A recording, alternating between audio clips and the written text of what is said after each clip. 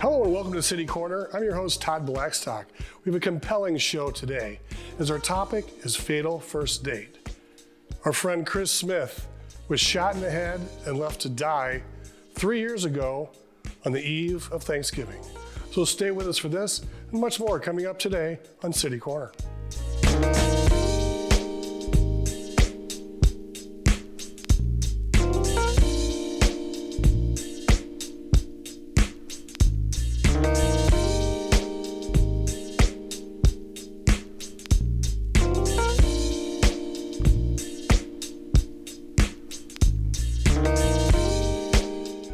And welcome to the show.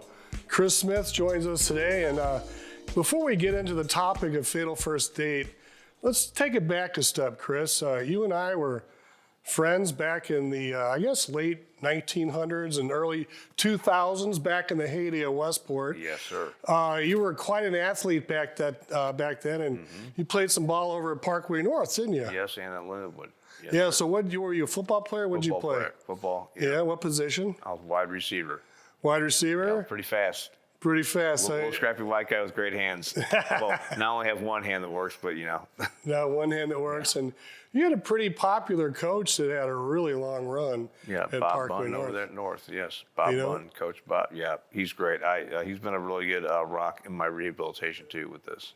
Great. And after high school, playing football, you went on and played a little college. Can you talk a little bit about that? Yep. Played for one season at Lindenwood, and then worked my way out of school, and then went into the Navy for 2 years. So it was a United States Navy veteran. So you went and served our country. Yes, I did. Yes. You know, when I met you, you always had an intensity about yourself. I know I used to watch your band play, and your band was called Driver. Yes. And I'm like, you know, a guy with this much intensity and drive to be in a band called Driver, I thought that was, I wouldn't say ironic. I just thought that was pretty unique and kind of cool, a cool little parallel there. Fitting.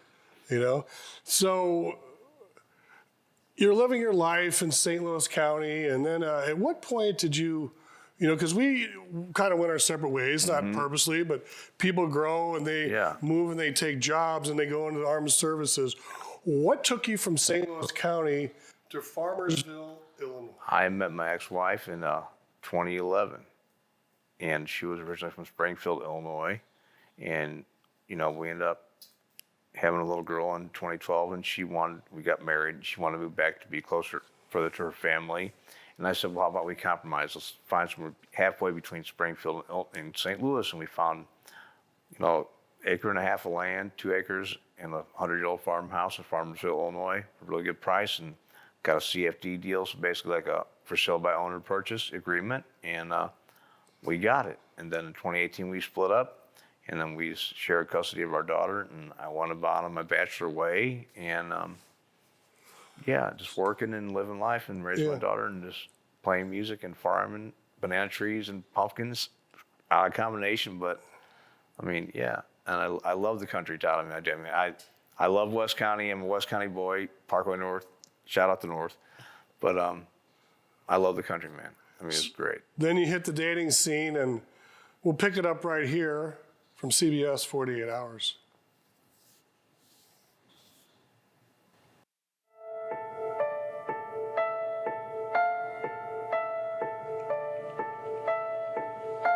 This wasn't just a crime scene, was it? No, it was not. This one was bad. 2 innocent people that were on their first date had their lives destroyed. For what reason? How well did Leslie Reeves know Chris Smith? First date. Chris was in a band and a singer, and they had connected, and he asked her out. The night before Thanksgiving, they decided just to meet up and go to the bar. He lived 65 miles away in a really small farming community. The bar that night was very busy. The place was packed, wall to wall. Chris and Leslie were talking a lot, laughing, getting along with everyone around them. She texted me around 10 and she said, everything's going okay. She did then text a second text that said, I feel like something's a little bit off or something. I'm not sure what she meant. Was that text the last time you heard from Leslie Reeves? Yes. And that text, Chris, seemed, when you think about it, it's almost like Leslie knew or had a feeling that something was off. Kind of like when it was my drive home from work that afternoon. I was 4:45 past my neighbor Denny and Lisa's on the drive home into town like I always did. And for some reason, I just like glared down at my dashboard and said 4:45 p.m. And like that inner voice, our instincts we have, just saying, don't go out, stay home, don't go out, stay home. First time I ever listened to my gut. Next thing I remember, it's waking up in the hospital. And look at the dry erase board on the wall. It says DePaul Hospital. January 12th, 2022. So when you think back, you did have a gut feeling that day. Yeah. Oh, yeah. And I'm sure after the horrible incident that went down, you know, you're probably have a memory lapse. From what point do you remember that day? Was it leaving, you know, the driving down the highway that day, or when your gut instinct said don't go out that night? I remember my drive home, and then the last thing I remember is passing Danny and Lisa's, and my dashboard saying 4:45 p.m. Don't go out, stay home. That was it, and everything else blank. So 48 Hours CBS did a special on this, is recently released, and it's a full documentary of what happened. And when it picks it up, this is all stuff you don't remember. Correct. And when they show the video of your house and the door being broken in, burnt pizza, you know, what goes through your mind now with that blank spot? I wish to God I could remember something, man. I mean, I'm a creature of habit. I mean, I would go out on the weekends to the bar, but I would always come home, make a Mama with cheese pizza. I would always make a pizza, so that was nothing unnatural to me. But I mean, just not knowing her, I mean, I just should have listened to my gut, Todd. I mean, I always do. And the first time I don't, I get shot in the head. I mean, I've had a better chance of winning Powerball or getting struck by lightning. I mean, it's crazy.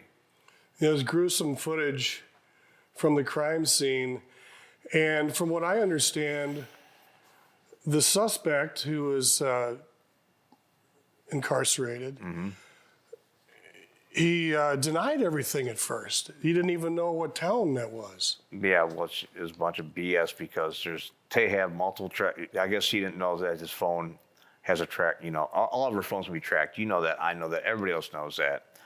But I mean, apparently he was trying to Google like how to like erase his IP locations from the phones, and that if he was so innocent, then why did he try to put a hit out on me and the lead detective Jeff Roach after the fact? An innocent man doesn't try to take the guy out that he thought could be somebody that could identify him. He didn't know I had no memory. So he didn't know that at the time. Nope. Because there is video recording right here. You see him when he's in the jail cell being questioned. There's a lovely picture of her. And he denied anything and everything. Oh, yeah. Then he brought his daughter in to corroborate it, and she didn't corroborate it at all. Correct. She seems like she was kind of almost kind of hurt his case there. But they asked him on the 48-hour special, point blank, did you want to put a $10,000 hit out on Chris and the prosecuting attorney? And he said no, and he paid somebody in the jail. He's been indicted by a grand jury of that already. Yes, I mean, I don't know. I can't say on air what I want to say, but you know me well enough. It's a pretty bad situation. He stole my life without killing me, and my daughters too. And that's what hurts the most, because I'm strong enough to survive this and overcome this. But for my 12-year-old little girl, she lost everything. She lost her house she grew up in. She lost her dad. I've lost 3 precious years with my little girl that I'll never get back. Well, hopefully you can get them back, make the best of the future situation. But right now, we're going to pick it up to where you are coming out of the coma. And let's pick this part up right now, and then we'll talk about some of your first thoughts.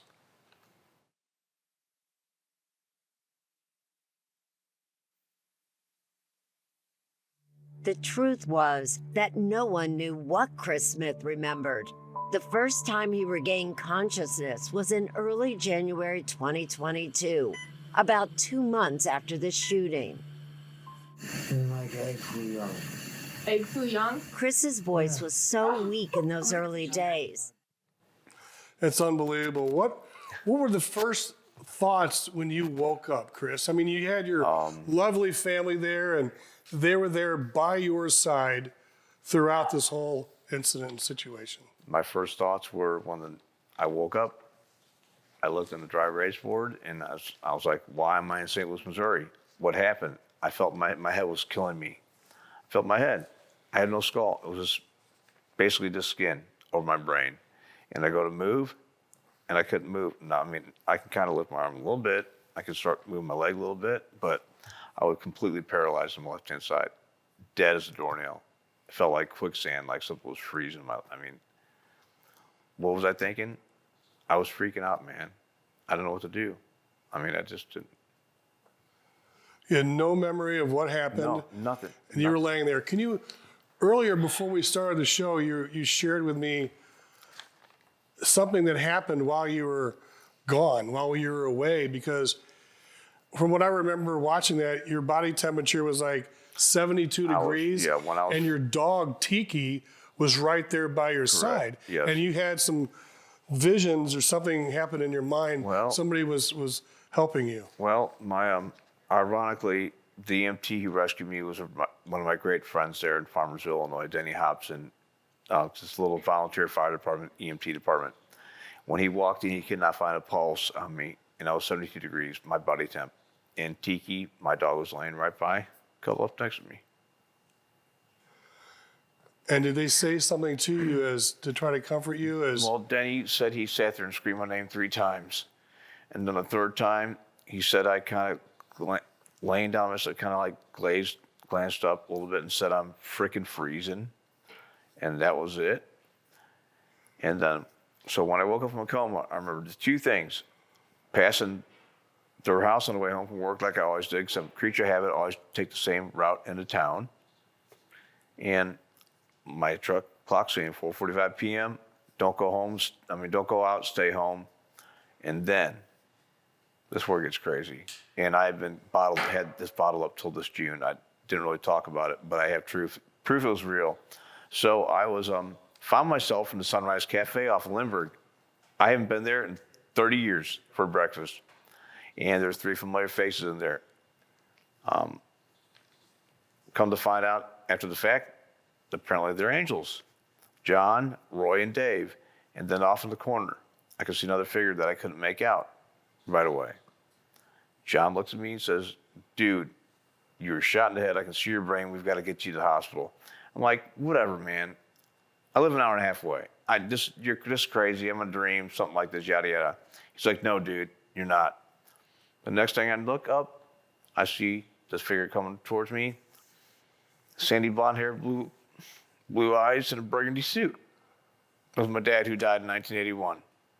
He grabbed my arm, stood me up. We looked out the door. My truck's at the door. Tiki's in the dark, looking out the window at me. My dad says, Chris, we've got to get you to the hospital right now, but you've got to do this for me. Give your mom a message so everybody will believe you when you tell people this, that it was real and not just a dream or a vision. Tell her to thank Brad Ward for the 2 things he left in my suit pocket. And I've kept that bottle up till June of this year. And when I told her, she was totally baffled and blown away by it. And that's my proof that angels are real. And when we die here in this world, we do go on. I mean, I don't care what you all believe in, but I mean, I was always raised a Catholic. You know, Christmas and Easter is when I went to church, but I do have a newfound faith in the Lord Jesus Christ. But I will tell you one thing. Angels are real, because I had them with me. I lived there for 13 to 14 hours. Wow. I was dead when I was found, and I came back. Wow. Well, Chris, we're late for a break. We're going to take a quick break, and we're going to pick up the story with Chris Smith after this.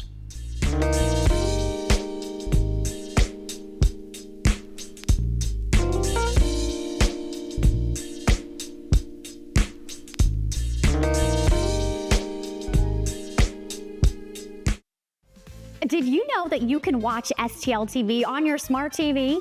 That's right. With the new STL TV Now app, you can watch STL TV at home without a cable subscription. And that includes our live broadcast channel as well as video on demand content. We have apps for Apple TV, Fire TV, and Roku. You probably have at least one of those at home, right? But this one is a Fire TV. Now listen, it is really easy to get started. Just find the App Store on your TV, then search for STL TV Now.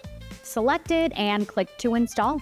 And in just a few seconds, you are enjoying STL TV's great programming such as CityCorner, Inside Sports, City Government, and public interest coverage.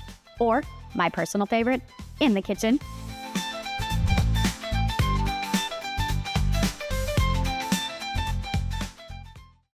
My name's Stacy, I'm 57, and I was adopted in 2020. One teen can come in and make you look at life in a whole different way. You know, he's my father, so I look up to him a lot. If I can be 10% of the man he is, I'll be a happy person for sure.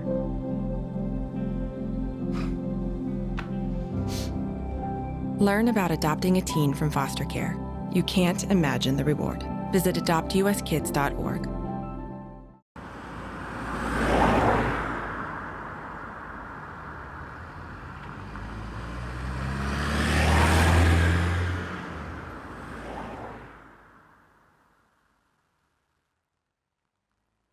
When you graduate, they graduate.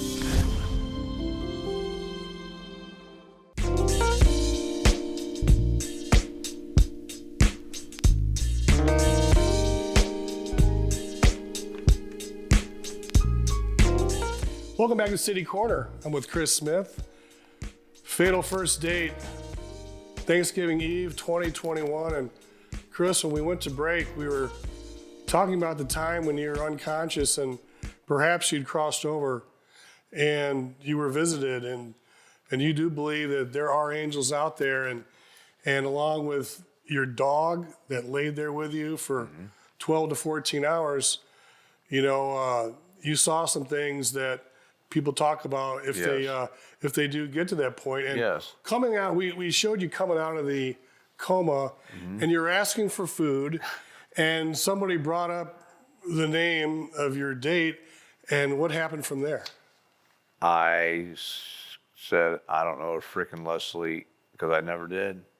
I mean, apparently we had met on Facebook maybe like a week prior to that, and we were just texting back and forth, but I mean, I didn't know her. I didn't know her. And apparently that she was in self-defense and Pilates, and there was an incident prior to this that you didn't know about with her ex-boyfriend. Yeah, apparently the Saturday before her and I went out on that fateful night, she was out with a male nurse, and her ex-boyfriend, Robert Tarr, chased them around a church parking lot in Edwardsville. Yep, wish I would have known that. I mean, because if she would have told me all this information, I never would have went out with her, Todd, and I wouldn't be sitting here talking to you right now. It would have been like a red flag to you. Yeah, definitely. And so you wouldn't even have gone there, because I mean, she looked like a nice lady, and she was excited about the contact with you. Once you came out of the coma, what was the initial rehab? Because I mean, you've got a hole in your head, and you're paralyzed. How did your rehab start, and when did it start? Well, I woke up on January 12th, 2022. The next day, January 13th, Dr. Victor Williams, the neurosurgeon, walks in and sits down besides me. Nurse gets me out of the bed. I sit down in a wheelchair, and he says, Chris, this is where it gets really crazy, Todd. So my sister's a neurotelemetry nurse. Why she went into that area of nursing, we don't know. So Dr. Victor Williams is her boss at DePaul. He's a great neurosurgeon around here in St. Louis. And he said, Chris, I'm not going to BS you, but you're never going to walk again. And I looked at him in the eyes. I said, Doc, you just told the wrong person. He can't do something, because I'm going to do it. I'm going to prove it to you that I can out of spite, just to prove you wrong, and I'm going to walk again. And I am able to walk again. I can walk with a cane. I can walk a short distance without a cane. It's a little hairy. But, I mean, tell this little spoiled rotten kid he can't do something, I'll do it to prove you wrong. So, I mean, that's what I'm doing. And I'm going to run again. My goal is to actually run by this coming fall, 25. I went and had stem cell transplants up in Chicago a few weeks back, and it totally welcomed my ankle and my foot up. My knee down was completely paralyzed until I had the stem cell transplants. So, wow, I mean, that's amazing. It's So what you're doing now is you're trying to make a positive out of this. Exactly. And, you know, you're doing your rehab. You did the 48-hour special. Folks, if you have an opportunity to see this, all you have to do is Google Fatal First Date Chris Smith, and I'm sure it'll come up on that. Correct. And so you did that. You've got a book deal coming out. Yes, I do. And I'm also working with the Brain Injury Association of America, too. I spoke at the St. Louis chapter here in November at their annual conference. And I'm going to D.C. for March 5th for Brain Injury Awareness Day to speak to Congress. Also, I just confirmed that as of yesterday. Wow. So I'm here to help inspire, motivate, and restore faith. And I'm here to show people who have brain injuries, you can recover. We can come back. My mom, my family, they were told that I'd be on a ventilator, confined to a hospital bed with severe cognitive deficiencies the rest of my life. Never smile, never walk, never talk, never do anything ever again. But apparently I had different plans. Oh my gosh. How about is Unstoppable Survivor? And you're empowering all to overcome. Can you talk a little bit about the services provided, you know, with going into public speaking and things? Looks like doing some one-on-one coaching. Yeah, I'm more than happy to do one-on-one coaching either in person or via, you know, like Zoom or at the gym. I mean, I'm here to show people that for me to come back from what I've came back from, that you're unstoppable, I'm unstoppable. No matter how bleak life looks, no matter how bad things are in life, if you set your mind to it, our minds and our brains, ironically, my brain, are very, very, very, very, very powerful organs, very powerful. It's like my one football coach, Bob Button, says, Chris literally is willing himself to heal. I mean, if you believe it, you can do it. And I'm here to help people. But like motivational speaking, I want to get out there, you know, especially like universities, you know, the younger generation, you know, watch out for internet dating. Definitely make sure you know who you're talking to. Make sure you do background check maybe nowadays. I mean, 'cause you just never know. I mean, life's too short, man. And it's like you never know how many grains are left in our hourglass. So I want to get out there, just motivate people, inspire people, and help people. So the stem cell has actually helped you. Oh, yes, definitely big time. And you're willing to offer yourself up. Yes, I want experiments. to do it again too. I want more stem cells. I mean, it helped my balance tremendously, man. It was amazing. And it usually takes 4 to 8 weeks before you have results from it. Within 2 hours, when we got back to the hotel room, like I said, my left, you know, from my knee down was waking up. I mean, I can curl my toes finally for the first time. I mean, trying to put jeans on with a foot that stays like this is really hard, and I can point my foot down. You know, I mean, it's like every day is like Christmas for me. It might be it's like a little thing I can do, but it's. I mean, and I've had fun with this. I've never lost my sense of humor. It's like I made a joke up. You heard about the guy that got shot in the head, had 3 strokes, and was paralyzed on the left-hand side of his body? I'm all right.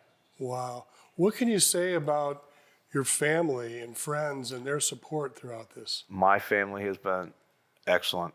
I mean, the support of my family and friends, I mean, people from grade school, junior high, high school, everything. I mean, my mother, my daughter, my fiance, I'm engaged. Got engaged on October 19th. I met a beautiful woman, Michelle, back in June of last year. And I couldn't be more blessed, man. I'm the most unluckiest man, but I'm also the most luckiest man also.